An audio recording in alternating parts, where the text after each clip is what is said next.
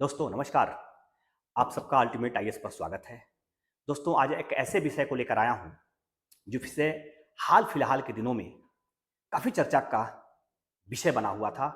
दोस्तों आप सबको पता होगा कहीं ना कहीं कि तिब्बत जो हमारे भारत के उत्तर में स्थित एक क्षेत्र है, जो फिलहाल तो चाइना के कब्जे में है, लेकिन वहां पर एक भूकंप की तबाही ने उस क्षेत्र, उस देश को बर्बाद कर दिया। आप सबको पता होगा कि 7 जनवरी को दिन मंगलवार तिब्बत का एक क्षेत्र है सिजान, जहां के धरातल के 10 किलोमीटर भीतर भूकंप का जो केंद्र था, जो मूल था, उस मूल से जो तिब्बत और उसके आसपास के क्षेत्र जैसे देश के तौर पे नेपाल, चीन, भारत में भी बिहार और बंगाल के क्षेत्रों में भी इस भूकंप को महसूस किया गया। एक बड़े भूकंप के तौर पर इसे पहचाना गया। दोस्तों इसमें मरने वाले लोगों की संख्या लगभग 150 को पार करने जा रही है, लेकिन मैं बता दूं कि यह भूकंप एक ऐसी प्राकृतिक आपदा है जो मानव के बस में नहीं है कि इसे रोका जा सके। फिलहाल मैं जो भी वीडियो में बताने का प्रयास करूंगा दोस्तों, वह यह बताने के लिए पर्याप्त होगा कि भूकंप कैसे आता है, भूकंप के आने की परिस्थितियां कैसे बनती हैं। दोस्तों धरती पर भूकंप कहां कहां आ सकता है, भूकंप के ज्यादा प्रभावकारी क्षेत्र धरती पर कहां पे हैं और भारत में भूकंप की क्या परिस्थितियां हैं, इसको भी लेकर आपके बीच में मैं पहुंच रहा हूं। आप इस बात का अध्ययन कर लीजिए कि भूकंप, सुनामी, ज्वालामुखी जैसी प्राकृतिक आपदाएं पृथ्वी पर आती रहती हैं। इसके विषय में आपको सचेत भी रहना होगा। आपको यह जानकारी भी इकट्ठा करनी होगी कि आप जिस क्षेत्र में रहते हैं उस क्षेत्र में भूकंप या सुनामी या ज्वालामुखी जैसी परिस्थितियां है कि नहीं है।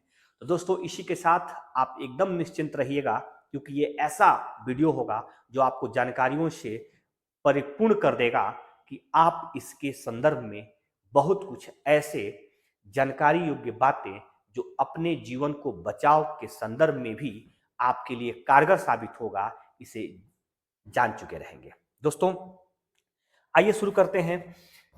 शुरू यह है कि भूकंप क्या है, इसको जानने के लिए व्हाट इज अर्थक्वेक। पहले तो आप जान लीजिए कि यह एक प्राकृतिक आपदा है जो पृथ्वी के सतह के भीतर प्लेटों के समायोजन की परिस्थितियों में उत्पन्न होती हैं।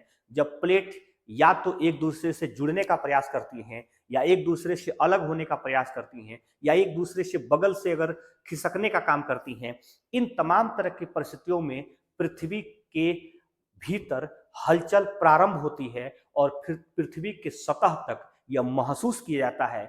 दोस्तों यह भी आपको बताऊंगा कि यह सुनामी जहां प्रारंभ होती है और जहां सबसे पहले महसूस की जाती है, वह किस रूप में जाना जाता है। लेकिन आप जान लीजिए कि भूकंप दोस्तों को जानने के लिए, भूकंप को मापने के लिए सिस्मोग्राफी नामक यंत्र का उपयोग किया जाता है, जबकि रेक्टर पैमाने और मार्कोली पैमाने पर इसकी गणना की जाती है या मापन किया जाता है। दोस्तों मैं यहाँ पे आपको जो दिखाया हूँ वो ये बता रहा हूँ कि 2-3 चीजों का अध्ययन आप यहाँ कर रहे होंगे।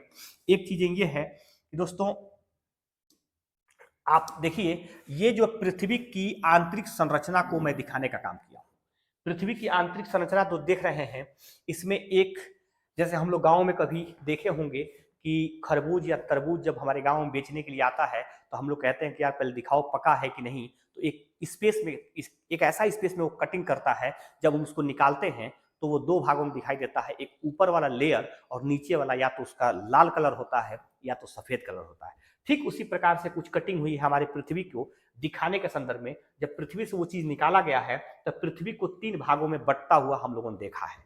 दोस्तों इस 3 को क्या कहते हैं, तो सबसे ऊपरी जो हिस्सा है, जो पृथ्वी के इस हिस्से को हम लोग इंडिकेट कर रहे हैं, जिस पर जल है, स्थल है, पेड़ पौधे इत्यादि है, उसे हम क्रस्ट कहते हैं, भूपर्पट्टी कहते हैं। वह पृथ्वी के हिस्से का सबसे पतला और छोटा एरिया होता है जो एकदम पृथ्वी के ऊपरी सतह पर स्थित होता है। दोस्तों उसके नीचे अगर देखेंगे तो उसके नीचे आप देख पा रहे हैं, उसके नीचे जो ये स्थिति है, इस स्थिति को जब आप देखेंगे तो आपको ये पता चलेगा कि ये उसके बाद नीचे का एक लेयर है जिसको हम मेंटल कहते हैं। दोस्तों मेंटल में ये होता है कि अर्ध तरल अवस्था होता है, न ज्यादा ठोस होता है न ज्यादा तरल होता है।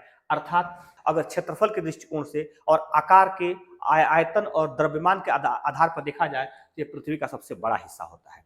दोस्तों इसी के साथ जो सबसे निचली और सेंटर होती है, वह सेंटर आपको दिखाएं तो आपको ये पता चलेगा कि वह सेंटर पृथ्वी का सबसे नीचे का हिस्सा होता है, जिसे कोर कहते हैं। और दोस्तों ये कोर अधिकतम लिक्विड फॉर्म में होता है, अर्थात तरल अवस्था में होता है। तो दोस्तों जहां यह पूरी तरह से ठोस अवस्था में होता है, यह अर्ध ठोस अवस्था में होता है या अर्ध तरल अवस्था में होता है, वही यह पूरी तरह से तरल अवस्था में होता है। इसकी ऊपरी स्थिति थोड़ी सी ठोस होती है, लेकिन इसका केंद्र और सबसे गहरी स्थिति एकदम से तरल अवस्था में होती है। अर्थात यदि आप पृथ्वी के भीतर जाएंगे तो तापमान में बढ़ोतरी पाएंगे, और जैसे जैसे तापमान में बढ़ोतरी पाएंगे, जो मेटल है धरती के भीतर के, वह तरल अवस्था में होता हुआ दिखाई देगा। अर्थात पानी के फॉर्म में वह नीचे जाकर आपको मिलेगा। इसमें निकेल, लोहा इत्यादि जो तत्व हैं वह पूरी तरह से तरल अवस्था में हो चुके रहेंगे या तरल अवस्था में दिखाई देते हैं। यह आपके सबसे अच्छे उदाहरण है। जब पानी को आप धरती से नीचे से ऊपर करते हैं तो पानी भी लगभग धरती के नीचे, जब आप कोई पाइप डालने का प्रयास करते हैं तो लगभग वहां तरल अवस्था धीरे धीरे प्रारंभ हो जाती है। उसी तरह से जहां हाइड्रोकार्बन की स्थितियां बनती है, वहां जहां से पेट्रोल, डीजल, गैस या और ईथर से लेकर इत्यादि चीजें निकाली जाती है, उसमें से पृथ्वी के भीतर से वो तरल अवस्था जो है कि आपके पंपिंग करके या बोरिंग करके जब हम उसे ऊपर निकालने का प्रयास करते हैं, क्योंकि ऊपरी पृथ्वी के सतह पर ठोस अवस्था दिखाई देती है जहां इस प्रकार के तत्वों की कमी पाई जाती है दोस्तों, इसीलिए हम तरल पदार्थों को निकालने के लिए ड्रिल करते हैं धरती के भीतर, जब उस तत्वों को हम बाहर लेकर आते हैं। दोस्तों यहाँ पे देख लीजिए, ये एक यंत्र है जिसे सिस्मोग्राफ की संज्ञा में रखते हैं, और इसी यंत्र से बहुत हद तक पी तरंगे, यस तरंगे, एल तरंगों को मापते हैं। ये क्या तरंगे होती हैं आगे मैं बताऊंगा, लेकिन यहाँ पे आप एक चीज देख लीजिए कि ये पृथ्वी का एक हिस्सा खिसक कर, आप यहाँ देख सकते हैं, नीचे एक तरफ आया हुआ है। दोस्तों ये पृथ्वी के जो आंतरिक संरचना में जो बदलाव है वो बहुत तेज गति से हुए हैं, जिसके लिए इसके लिए फोकस क्षेत्र यह आपका बना है। दोस्तों ये फोकस क्षेत्र बना है, और मैं आपको बता दूं कि यह जो फोकस क्षेत्र है यह उस स्थान को इंडिकेट करता है जिसे हम भूकंप मूल कहते हैं या फोकस कहते हैं। अर्थात यहीं से पृथ्वी में भूकंप होना प्रारंभ हुआ था, यहीं से ऊर्जा निकलना प्रारंभ हुआ था, तरंगे यहीं से चारों तरफ फैलना शुरू हो गई थी। और दोस्तों देख सकते हैं ये तरंगे लगातार फैलती जा रही है। लेकिन दोस्तों पृथ्वी पर एक ऐसा स्थान है जहां सबसे पहले इसे महसूस कर लिया गया था, आप उसको देख सकते हैं। ये वो स्थान है जहां पृथ्वी पर सबसे पहले महसूस किया जा रहा है, उसे एपिसेंटर कहते हैं, और ये भूकंप का केंद्र कहा जाता है। अर्थात आपने सुना होगा न्यूज खबरों में भी, जब भी कहीं भूकंप आता है तो सबसे पहले जानकारी ये दी जाती है इस भूकंप का केंद्र कहाँ रहा है। तो उस किसी देश के शहर में रहता है, किसी देश के क्षेत्र में रहता है, कहीं दूसरे जगह स्थान पर रहता है, तो उस केंद्र को हम लोग सबसे पहले जानकारी देने का प्रयास करते हैं कि सबसे पहले यह भूकंप उसी स्थान पर महसूस किया जाता है। दोस्तों आप ध्यान में रख लीजिए कि जहां से भूकंप प्रारंभ होती है उस प्रारंभ की अवस्था को भूकंप मूल के नाम से जानते हैं, लेकिन जहां पृथ्वी के ऊपर सबसे पहले महसूस की जाती है उसे भूकंप का केंद्र कहते हैं। तो दोस्तों यह उस अवस्था से प्रारंभ होती है जहां सबसे पहले पृथ्वी के प्लेटों में टकराहट होती है, या पृथ्वी के प्लेट अपने आप में समायोजित करने का प्रयास करते हैं, या अपने स्थान को छोड़कर दूसरे स्थान की तरफ बढ़ने का प्रयास करते हैं। तो किसी भी परिस्थितियों में प्लेटें जब कमजोर होती हैं, टूटती हैं, तो भूकंप जैसी परिस्थितियां उत्पन्न हो जाती है। दोस्तों इसी के साथ मैं आगे आपको बताऊं आगे क्या कहता है। एक ऐसा मैं फिगर लेकर आया हूं एपिसेंटर का, वो अर्थक्वेक का, जिसमें हम यहाँ ये दिखा रहे हैं आपको कि यहाँ ये रेड वाली प्लेट इधर को खिसक रही है और ब्लू वाली प्लेट इधर खिसक, इस दौरान जो रगड़ होगी उससे धरती के सतह पर भूकंप महसूस किया जा सकते हैं। दोस्तों यहाँ एक प्लेट अलग और दूसरी प्लेट है, ये दोनों प्लेटें एक दूसरे से अलग हो रही हैं, तो यहाँ पे भूकंप की परिस्थितियां उत्पन्न हो सकती हैं। दोस्तों ये जो रेड वाली प्लेट है ब्लू प्लेट से आपस में मिलने के लिए तरफ आगे बढ़ रही हैं, तो मिलने के दौरान भी भूकंप उत्पन्न हो सकता है। दोस्तों यहाँ भी प्लेटें एक दूसरे के विपरीत जाने का काम कर रही हैं, तो ये भूकंप का क्षेत्र हो सकता है। दोस्तों उसी में यहाँ दोनों एक प्लेट आकर टकराकर एक दूसरे का रास्ता मोड़ दे रही हैं, तो इस अवस्था में भी भूकंप उत्पन्न हो जाता है। दोस्तों कभी कभी स्थलीय प्लेटें और सागरीय प्लेटें आपस में टक्कर करती हैं, तो भी भूकंप की परिस्थितियां होती हैं। वहां नए नए पृथ्वी पर संरचनाओं का जन्म होता है, या पृथ्वी के डिजाइन में थोड़े थोड़े परिवर्तन होने लगते हैं। इसी परिवर्तन का परिणाम माना जाता है दुनिया का सबसे ऊंचा क्षेत्र, जिसे हम हिमालय कहते हैं, भारत नेपाल सहित कुछ देशों में स्थित होने के साथ वह स्थलीय प्लेटें और सागरीय प्लेटों के टकराहट का परिणाम के तौर पर जाना जाता है। यहां पर देखते हैं दोस्तों कि जब भी ये जो मैंने आपको बताया है, जब भी आप किसी भूकंप की परिस्थितियां देख पा रहे हैं, तो यहां से एक गैस निकलती है जिसे हम रेयान गैस कहते हैं, वायुमंडल में हमारी फैल जाती है। इससे ये पता लगाया जा सकता है कि भूकंप की स्थितियां उत्पन्न होने वाली है। जी हाँ दोस्तों, आप जान लीजिए रेयान गैस हमारे वायुमंडल में फैलता है, और आप यहाँ यह जान लीजिए कि भूकंप जब आता है तो हजारों टन की मात्रा में ऊर्जा पृथ्वी के वायुमंडल में फैल जाती है या पृथ्वी के ऊपर निकलती है। आपको मैं बता दूं, एक बार चिली में भूकंप आया था जो 1960 में आया था। दोस्तों विश्व में सबसे भयंकर भूकंप को माना जाता है, और वह भूकंप वाल्डिविया में आया था 1960 में, जब ऐसा माना जाता है कि 1000 परमाणु बम के बराबर जितनी ऊर्जा निकलनी चाहिए, उस हिसाब से चिली के इस वाल्डिविया सिटी से और उसके आसपास के क्षेत्रों से वह ऊर्जा उत्सर्जित हुआ था। और यह भी आप जान लीजिए, इस भूकंप में हजारों हजारों लोग मारे गए थे और कई लाख लोगों की मकान ध्वस्त हो गई थी। दोस्तों वह अब तक इस संज्ञान के आधार पर दुनिया का सबसे तीव्र गति की भूकंपीय क्षेत्र थी, जिसकी रिएक्टर पैमाने पर 9.5 स्केल्ड माना गया था। जी हाँ दोस्तों, तो उसमें रिएक्टर के पैमाने पर देखा जाए तो 9.5 रिएक्टर स्केल पर वह भूकंप था जो दुनिया का सबसे ताकतवर भूकंप माना जाता है।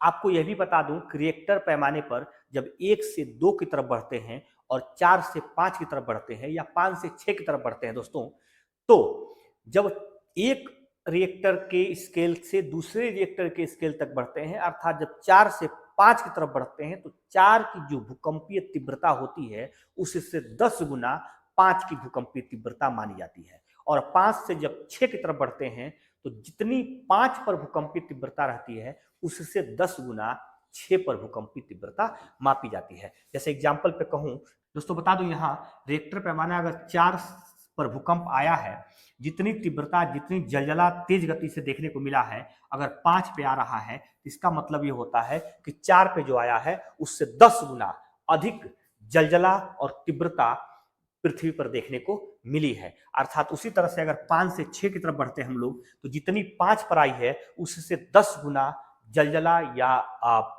भूकंपीय तीव्रता पृथ्वी पर देखने को मिली होगी। तो दोस्तों आगे हम इसमें देखते हैं। अब ये बहुत इंपॉर्टेंट रोल अदा करेगा आपको यह समझने के लिए कि विश्व के किस स्थान पर सबसे तीव्र गति से भूकंप आ सकता है, या भूकंप को विश्व के आधार पर कितने भागों में बांटा गया है। तो दोस्तों आपको यह बता दूं कि पृथ्वी पर 3 क्षेत्र ऐसे हैं जहां भूकंप को विभाजित किया गया है पृथ्वी पर। अगर एक क्षेत्र की बात करें तो यह आप देख सकते हैं, यह जापान ऑस्ट्रेलिया के पूर्वी हिस्से से होकर यह उत्तरी अमेरिका और दक्षिणी अमेरिका के पश्चिमी हिस्से में जो प्रशांत महासागरीय क्षेत्र है।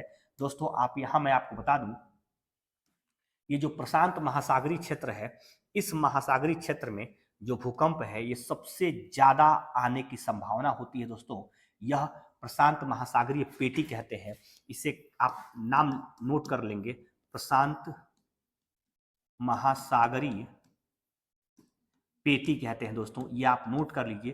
प्रशांत महासागरीय पेटी पृथ्वी पर सबसे अधिक भूकंपीय तीव्रता वाला क्षेत्र है, सबसे ज्यादा भूकंप आता है यहाँ। विश्व के कुल भूकंप का 63% भूकंप काउंट किए जाते हैं दोस्तों।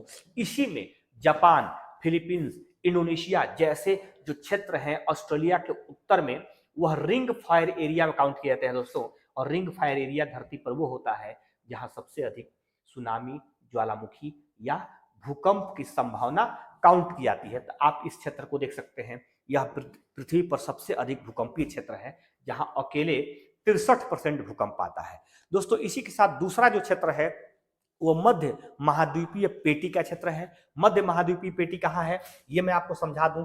यह यूरोप के क्षेत्रों से लेकर और ये आपके अलास्का पर्वत वगैरह पकड़े हुए, यह काकेकस पर्वत पकड़े हुए, हिमालय का क्षेत्र को छूते हुए, लगभग ये ईरान वगैरह का बेल्ट कवर करते हुए, ये पूरा लगभग हिमालयन क्षेत्र को और भारत के एक उत्तरी और पूर्वी क्षेत्रों को करते हुए आ जाता है लगभग ये वियतनाम और थाईलैंड तक। दोस्तों यह जो क्षेत्र है यह मध्य महाद्वीपीय पेटी है।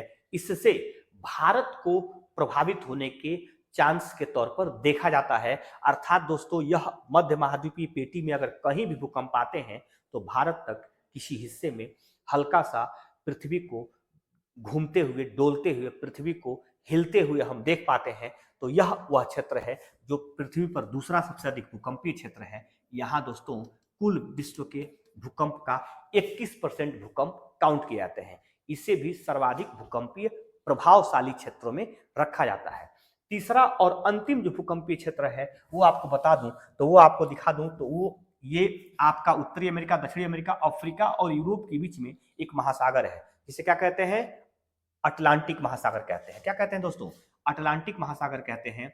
इसी अटलांटिक महासागर में जो मध्य का क्षेत्र है इसे मध्य अटलांटिक क्षेत्र कहते हैं।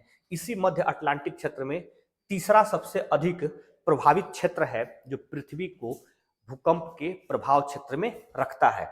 इसमें लगभग ग्रीनलैंड से लेकर दोस्तों यहाँ वापेट द्वीप तक इस क्षेत्र को माना जाता है।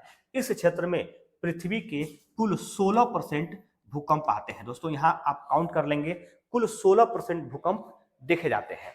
जी हाँ दोस्तों, तो इसमें आपने देखा कि किस प्रकार से पृथ्वी पर भूकंप के क्षेत्रों को विभाजित किया गया है, जिसमें प्रशांत महासागरीय पेटी सबसे अधिक प्रभावशाली क्षेत्र है जहां सबसे ज्यादा भारी तबाही लाने वाली भूकंप आती है। यही वो चिली स्थान है जिसके बारे में मैं आपको बता रहा था। तो यहाँ आप देख सकते हैं पहले स्थान पर। दूसरा मध्य महाद्वीपीय पेटी में जिसमें हिमालय भी आपकी तरफ से कवर करता है, गुजरात का कच्छ भी कवर करता है। मैं अभी आगे बता दूंगा कि भारत में भी वो कौन सा क्षेत्र है जहां भूकंप आने के सर्वाधिक संभावनाएं देखी जाती है। और तीसरा 16% के साथ मध्य अटलांटिक महाक्षेत्र है जहां पृथ्वी पर सबसे अधिक भूकंप आते हैं। दोस्तों अब यहाँ पे आप प्लेटों के बारे में थोड़ा सा अध्ययन कर लें। पृथ्वी पर वैसे तो 7 प्लेटों को ज्यादा मात्रा में काउंट कराया जाता है, लेकिन छोटी बड़ी और प्लेटें हैं जो आपस में टकराती हैं और भूकंप जैसी परिस्थितियां उत्पन्न करती हैं। अगर यह सागर में टकराती हूं तो सागर में टकराने की वजह से वहां सुनामी जैसी स्थितियां उत्पन्न हो जाती हैं, और स्थल पर टकराती हैं तो वहां भूकंप जैसी स्थितियां उत्पन्न होती है। दोस्तों यहाँ प्लेटों को चिन्हित कर दूं, यह यूरेशियन प्लेट है जो सबसे बड़े प्लेट के रूप में जाना जाता है। दोस्तों यह यूरेशियन प्लेट सबसे बड़े प्लेट के रूप में पहचाना जाता है, और यह प्लेट यूरोप और एशिया को मिलाकर अकेले कवर करता है। यह औरफ प्लेट है जो औरफ प्रायद्वीप के क्षेत्रों में देखा गया है। अफ्रीकन प्लेट भी एक मजबूत प्लेट की संज्ञा दी जाती है। भारतीय प्लेट जो लगभग हिंद महासागर से लेकर और हिमालय के क्षेत्रों तक इस प्लेट को काउंट किया जाता है। फिलीपींस सागरीय प्लेट यहाँ है, और प्रशांत प्लेट जो धरती से स्थल से दूर समुद्र में देखे जाते हैं वो प्लेट प्रशांत प्लेट कही जाती है।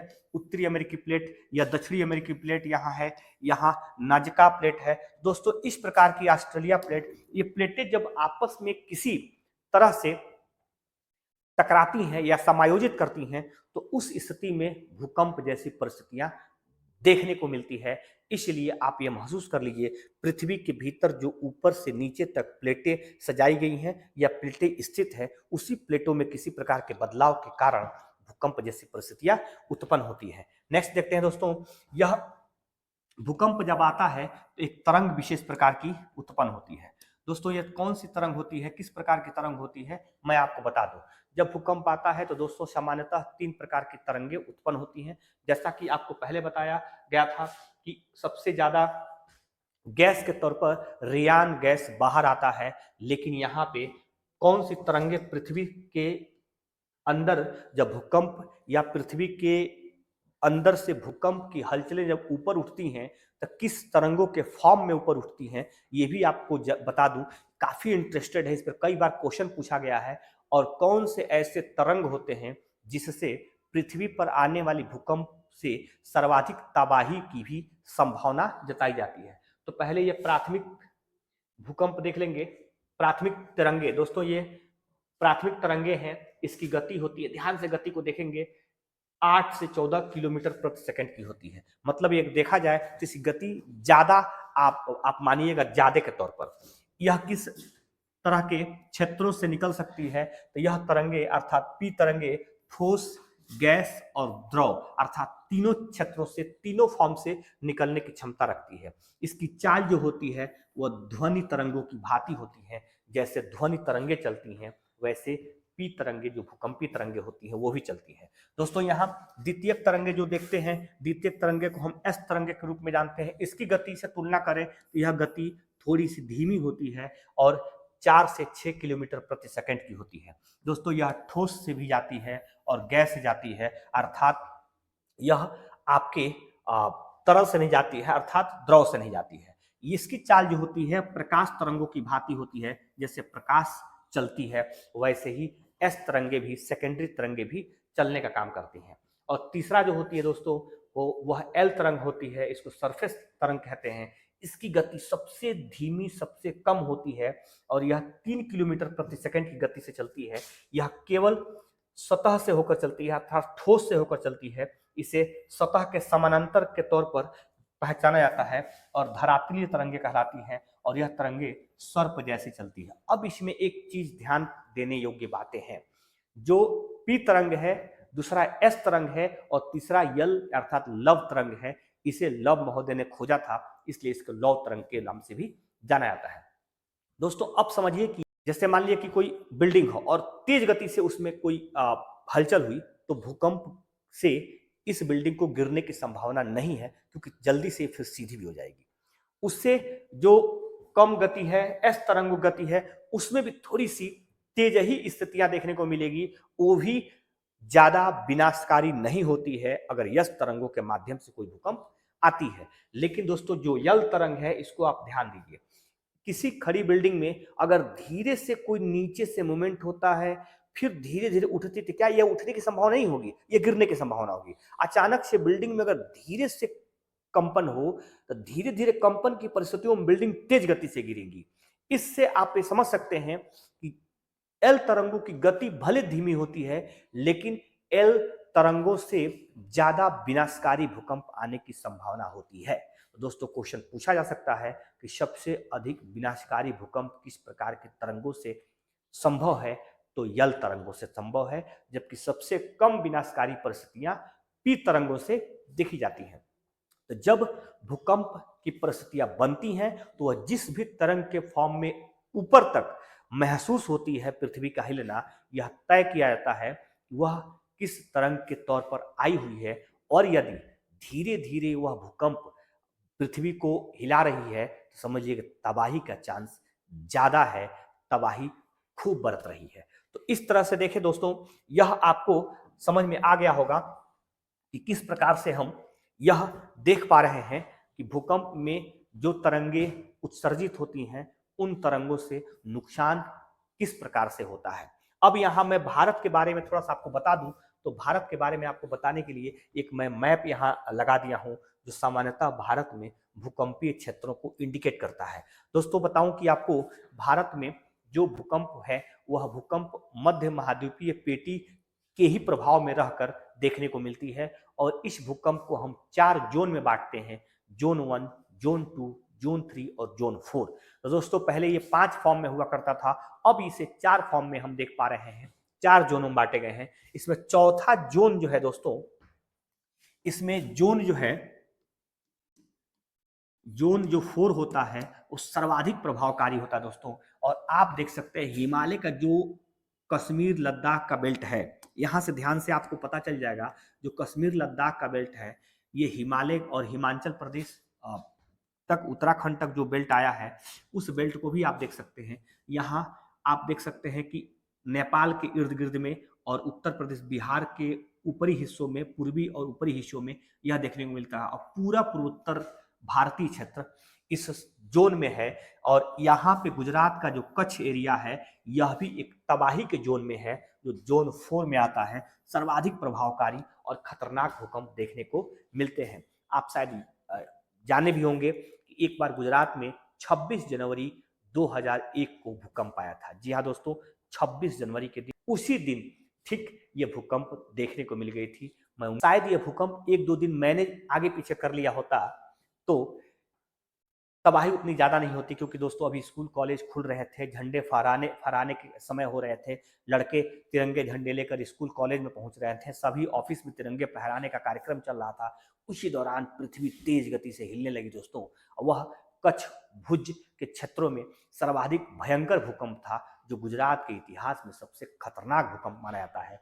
26 जनवरी 2001 को यह भूकंप देखने को मिलेगा। तो जोन 4 में होने के नाते गुजरात इस परिस्थितियों में हमेशा है कि कभी भी वहां बड़े से बड़े भूकंप आ सकते हैं दोस्तों। इसी तरह से जोन जो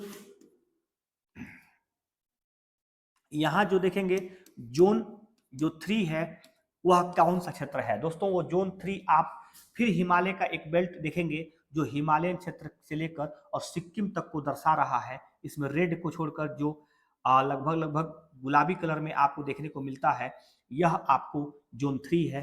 यह अमूमन आपको यहाँ महाराष्ट्र का, मुंबई वगैरह का बेल्ट जो उससे नीचे है, गोवा तक ये विस्तृत है। यह बंगाल में भी आप देखने को ऐसा परिस्थितियां मिल सकती हैं जो जोन 3 के अंतर्गत भूकंपीय जोन माने जाते हैं। जोन 2 में देख लेते हैं, जोन 2 क्या कहता है? जोन 2 भारत का वह क्षेत्र है जहां ये पीले कलर में आप जो भी क्षेत्र दिखते हैं, चाहे यह राजस्थान, गुजरात के बाहरी क्षेत्रों से होते हुए महाराष्ट्र, कर्नाटक, केरल और इधर आंध्र प्रदेश, तेलंगाना होते हुए ये उत्तर प्रदेश, बिहार और दिल्ली का जोन तो काफी खासा खतरनाक और जोन 3 के क्षेत्रों में आता है। लेकिन ये मध्य भारत का जो विंध्य पर्वत है और सतपुड़ा पर्वत है, उसके इर्द गिर्द में भी ये जोन 2 की स्थितियां देखने को मिलती है।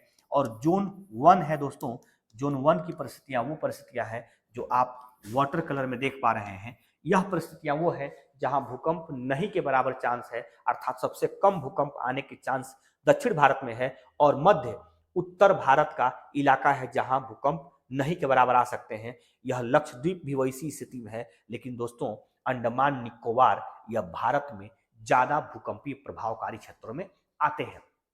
आप सबको यहां तक जानकारी मिल गई होगी कि भूकंप किस प्रकार से भारतीय क्षेत्रों को प्रभावित कर सकते हैं। दोस्तों भूकंप का अध्ययन सिस्मोलॉजी के माध्यम से किया जाता है, और भूकंप को, जैसा कि मैं पहले ही बता दिया हूं कि एक प्रभावकारी रूप में जाता है। दोस्तों सिस्मोलॉजी इसका अध्ययन केंद्र है।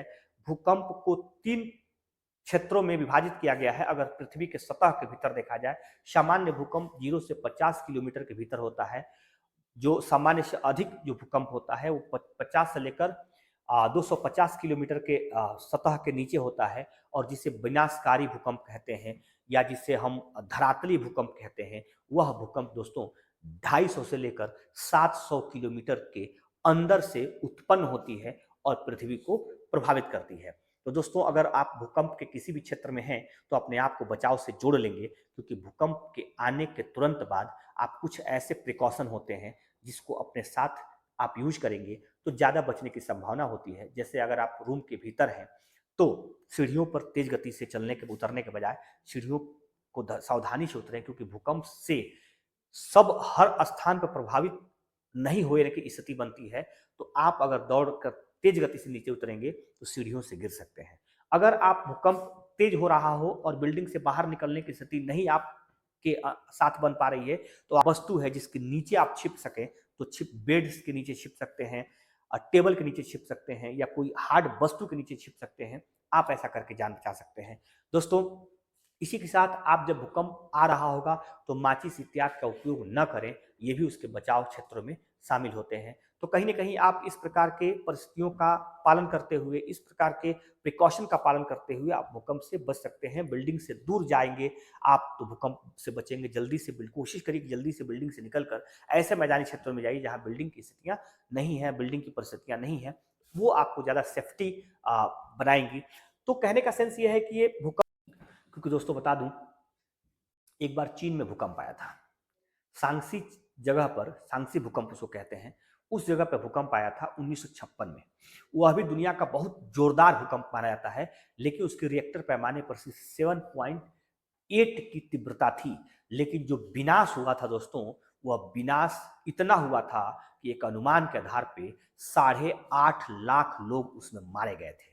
तो दोस्तों आप ज्यादातर बचाव रखेंगे, बिल्डिंगें अर्थक्विक, एंटी अर्थक्विक बनाइए, जिसे हम भूकंप रोधी बिल्डिंग कहते हैं, वो बनवाइए। आप अपने स्थान या अपने ऑफिसेस को उस तरह से डिजाइन कीजिए जिससे भूकंप आने में ज़्यादा खतरा ना उत्पन्न हो सके, ज़्यादा नुकसान ना हो सके दोस्तों। तो ये कुछ ऐसे बचाव होते हैं जिसका उपयोग करते हुए आप सेफ रह सकते हैं। दोस्तों ये वीडियो कैसा लगा जानकारी के लिए, अगर इसमें कुछ और भी कमी या कुछ और बेहतर आप चाहते हैं तो हमें कमेंट करके जरूर से बताएं दोस्तों। आप इस वीडियो को अपने, अगर अच्छा लगा होगा तो अपने दोस्तों तक शेयर कीजिए, लाइक कीजिए, सब्सक्राइब कीजिए। हम लगातार इसी तरह के वीडियो आपके बीच में लेकर आते रहेंगे। जितनी भी प्रकार की जानकारी अगर आप चाहते हो उस पर विस्तृत और अध्ययन पूर्वक वीडियो आपको हम लेकर पहुंचते रहेंगे।